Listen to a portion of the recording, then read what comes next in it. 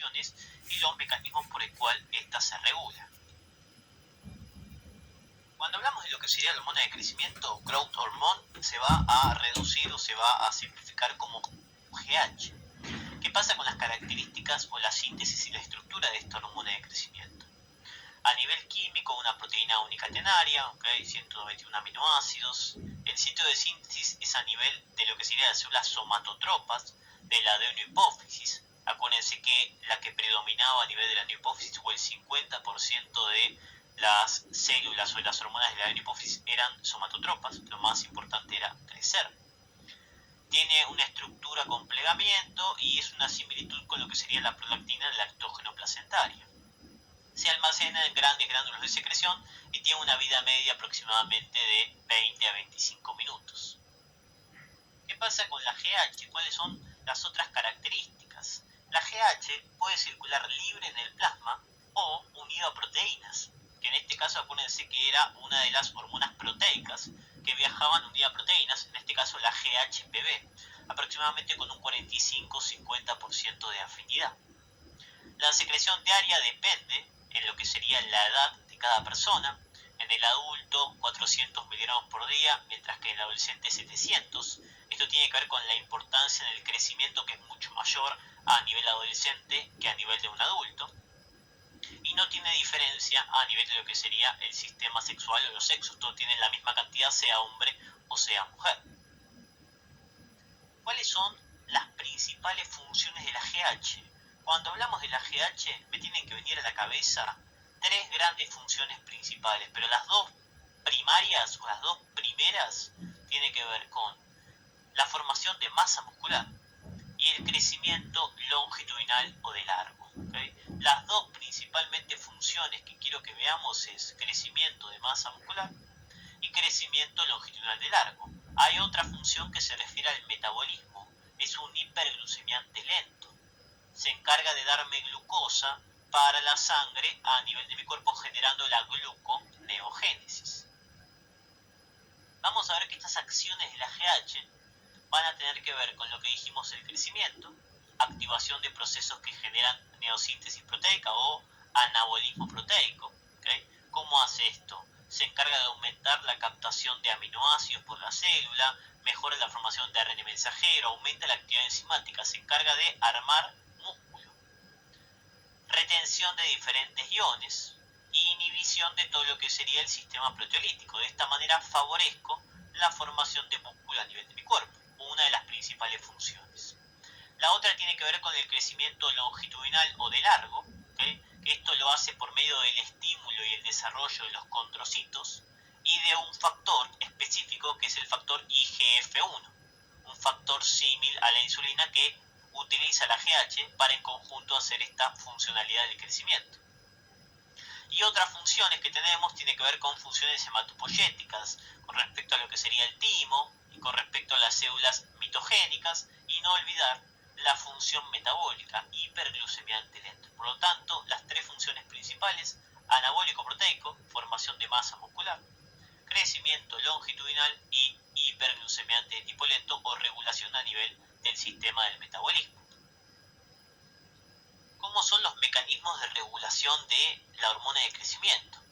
Depende cómo lo veamos, podemos hablar de un eje corto, dado por lo que sería el sistema hipotalámico y el sistema hipofisario, que se encarga de formar la GH. El hipotálamo se va a encargar de liberar la GHRH, que me estimula el sistema de la hipófisis, y la hipófisis libera la GH.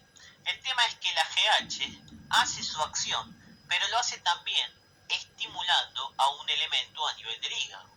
La GH va a ir específicamente a el hígado, donde va a estimular un factor llamado el factor IGF-1, que junto con la GH, que ahora vamos a ver, se encarga de producir esta acción a nivel de mi cuerpo. Si metemos el factor IGF-1, ahora el eje pasa a ser un eje de tipo largo.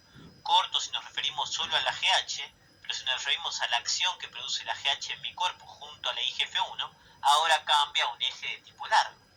¿Y cómo se regula un eje? Bueno, generando sistema de feedback para que la concentración se mantenga constante. De esta manera el IGF-1 me va a generar un feedback negativo tanto a nivel hipofísico hipofisario como hipotalámico para mantener los niveles de GH, RH y DGH en concentraciones constantes. Y hay otro sistema, otra regulación importante en este eje, que es una inhibición o una regulación inhibitoria, pero que no depende en este caso del feedback negativo. El hipotálamo se encarga de hacer una señal negativa a la hipófisis mediante la somatostatina. La somatostatina es otra hormona que aparece en este sistema de regulación, que es una hormona de tipo inhibitoria. Por lo tanto, el hipotálamo, por medio de esta hormona que es la somatostatina, me inhibe la hipófisis para evitar una formación excesiva de GH, que es lo que se llama este factor regulador de la GH en forma negativa, GH-IH, ¿okay? En vez de GH-RH, release, GH-IH de inhibición.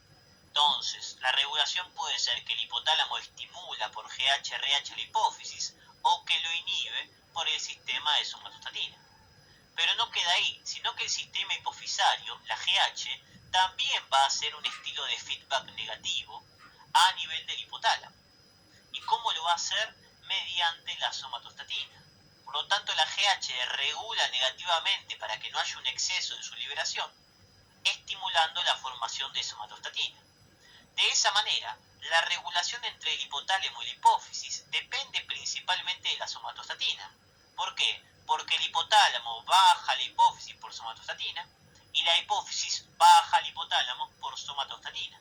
Es un regulador negativo que se encarga de actuar a nivel hipotalámico-hipófisis. Por lo tanto, hay dos grandes regulaciones: la regulación producida por el IGF-1, que es más larga, o la regulación corta, producido por estímulos de la GH-RH y por inhibiciones del sistema de la somatostatina. ¿Y qué pasa con esta somatomedina C o IGF-1, que era este factor que se liberaba a nivel del hígado y que me generaba acción junto con lo que sería la hormona de crecimiento? Este factor tiene múltiples características que son bastante específicas, pero vamos a nombrarlas.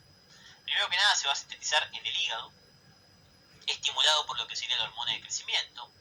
Va a tener efectos óseos solo, únicamente, que tiene que ver con la estimulación de los condrocitos. Se encarga de mantener el funcionamiento de los condrocitos, estimulando la incorporación de estos elementos, timidina y sulfato, para favorecer la formación de hueso.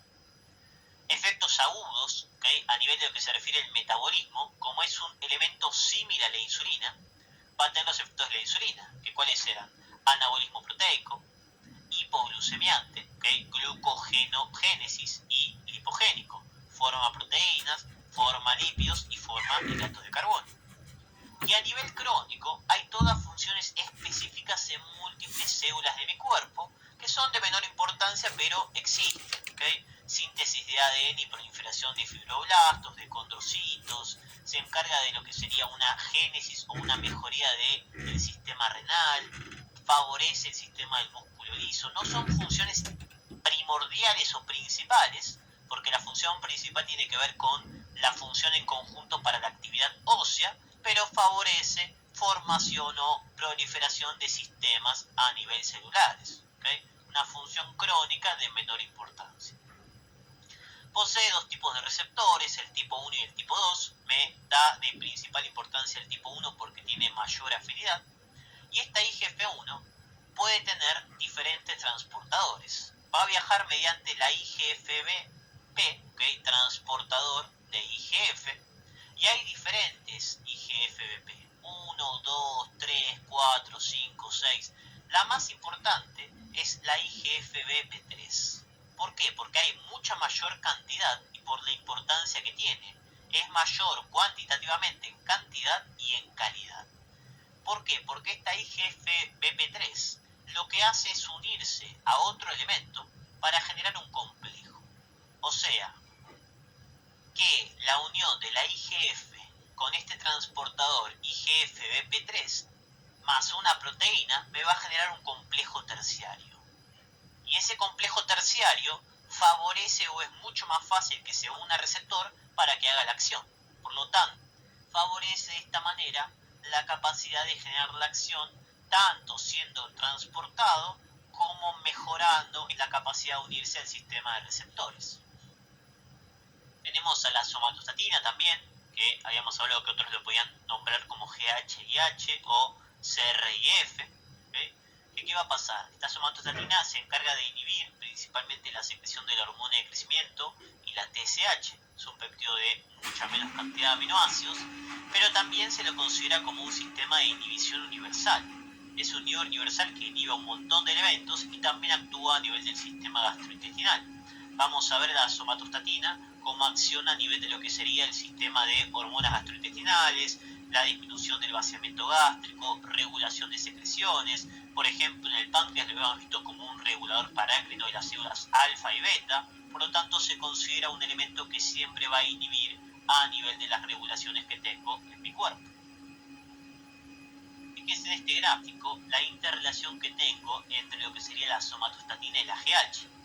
La GH-RH estimulaba a la GH la IGF-1 y la IGF-1 generaba feedback negativo tanto a nivel GH como GH-RH. Pero fíjense cómo la somatostatina, ¿qué hace? Me inhibe a la GH-RH y me inhibe a la GH. ¿Y quién la estimulaba? Bueno, la GH-RH estimulaba a la somatostatina para que me inhiba la GH. Por eso era GH y H.